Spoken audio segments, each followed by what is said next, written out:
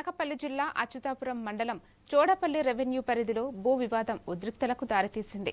2005లో advance ఇచ్చి కొనుగోలు చేసిన స్థలంలో ఉన్న 2 షాపులను కోర్టులో కేసు పెండింగులో ఉండగానే జేసీబీతో కూల్చివేశారని బాధితుడు ఇళ్ల లోకనాథం ఆరోపించారు.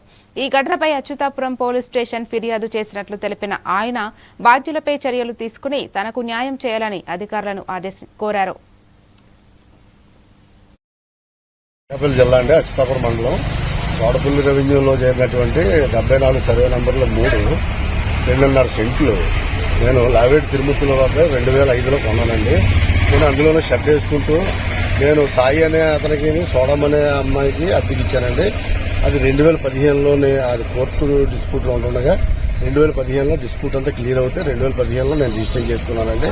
2015లో రిజిస్టర్ చేసుకునే కాడి నుంచి మేము సక్రంగానే ఉన్నామండి. 2024లో రాజాన్ భాస్కర్ అనే అతను దాని మీద ఒక ఈపీ అనే అభియోగం మీద వచ్చాడండి.